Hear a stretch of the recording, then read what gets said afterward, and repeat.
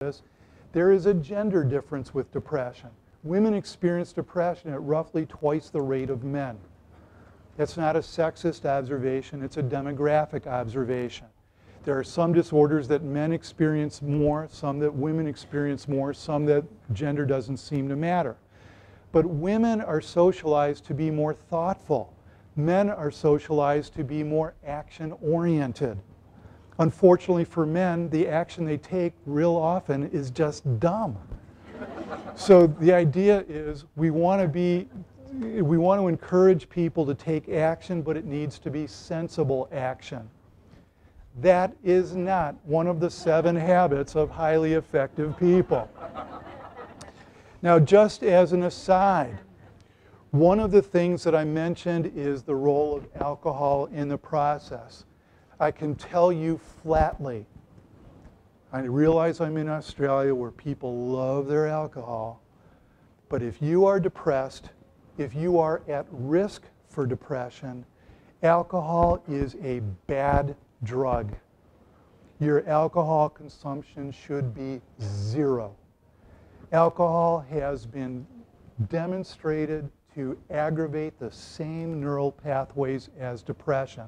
I can't state it any more emphatically, any more clearly. If you are depressed, if you're at risk for depression, your alcohol consumption should be 0. It is a bad drug for people prone to depression. Well, I mentioned attributional style, how people deal with uncertainty. Our counterpart in America to Michael Leunig is a cartoonist named Gary Larson, and he does these wonderful cartoons. All right, here we have a glass with liquid in it. She says, the glass is half full. He says, the glass is half empty. He says, half full. No, wait, half empty. No, half. Well, what was the question? And the last guy says, hey, I ordered a cheeseburger. And Larson calls these the 4 personality types. Well, you know what? They are the 4 personality types. You have the optimist, you have the pessimist, you have the ambivalent, and you have the irrelevant. And part of what we have learned is that the philosophy that you adopt is not arbitrary. That for the people who adopt an optimistic viewpoint, the glass is half full, they have fewer mood problems, fewer health problems. On average, they live longer. They recover better from accidents. They recover better from heart attacks. They recover better from strokes. They're more likely to fulfill their obligations to physical therapy when they have an accident and an injury. They're liked better by other people. They perform better on the job than their pessimistic counterparts. There are measurable benefits to being an optimist. And there are detriments that are measurable to being a pessimist. And the more that we study people who are happy, people who are resilient, the more that we learn how important it is to teach people the skills of being able to handle uncertainty well. This glass of water represents what is called an ambiguous stimulus, meaning it doesn't have any inherent meaning. You can interpret it many different ways. Depressed people don't deal well with uncertainty. They don't deal well with ambiguity. When they face uncertain situations, they tend to interpret them negatively in ways that hurt them. So that's what attribution is about. Then the last one is global cognitive style. If there is such a thing as a typical depressed person, they have a style of thinking about things that amplifies and exaggerates things. Metaphorically, they see the forest, but not the trees. They don't see the detail. They respond to the entirety of it. So the way it transfers into clinical practice is how people will walk in and they'll say to me, well, all I want is to be happy. And then I'll say, okay, I understand that. What exactly do you mean by happy? Trying to help them be a little more specific. And then they look at me like I'm brain damaged because I don't know what happy means. Well, all I want is to have a good relationship. Okay, good relationships are good. I'm a fan of good relationships. So what exactly do you think it takes to have a good relationship? And the person pauses before they say, chemistry. That's what I mean by global. When people are not precise, when they are not detailed in the quality of their thinking, they will amplify things so that little things become huge and huge things become burdensome. The ability to problem solve, to break global problems into their components and solve them is the skill that we're teaching. You can't solve a problem globally. It has to be moving through the details of it. And that's problem-solving skill that you can learn in therapy. Well, why are people so global in their thinking? These days, through socialization, people aren't learning to think in detailed form. Here's another Michael Yapko cartoon. This is what it looks like in cartoon form.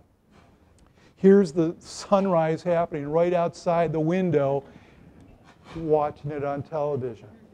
Now that's interesting. This is even more interesting.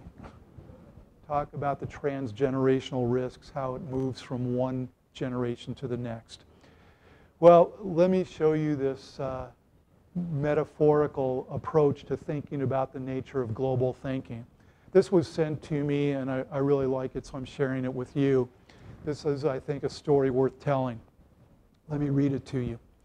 Several times my daughter had telephoned to say, "Mother, you must come to see the daffodils before they're over."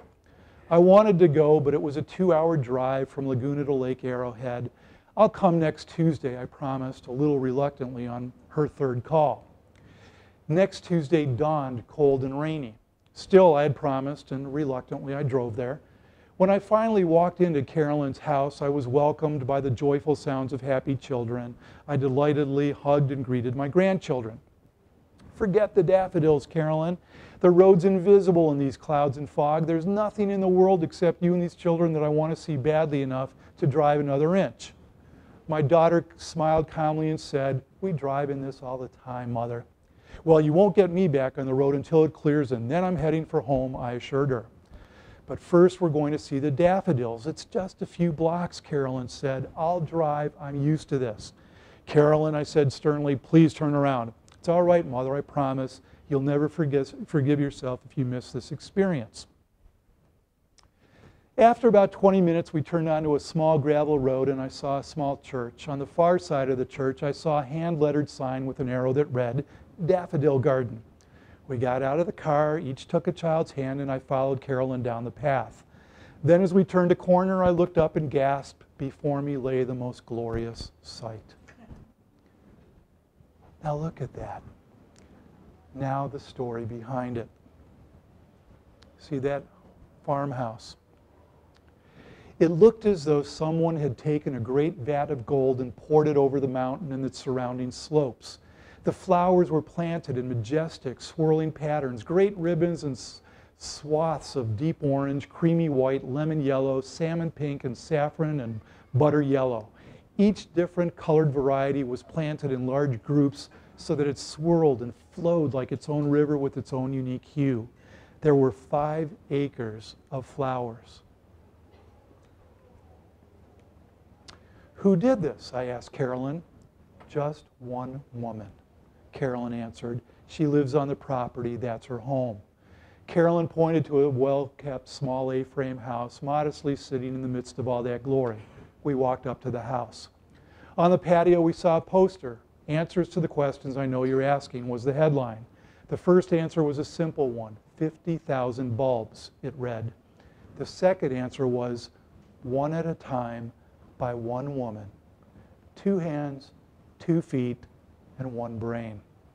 The third answer was, "Began in 1958. For me, that moment was a life-changing experience. I thought of this woman whom I'd never met, who almost 50 years before had begun, one bulb at a time, to bring her vision of beauty and joy to an obscure mountaintop. Planting one bulb at a time, year after year, this unknown woman had forever changed the world in which she lived. One day at a time, she had created something of extraordinary magnificence, beauty, and inspiration. The principle her daffodil garden taught is one of the greatest principles of celebration." This is what global thinking does.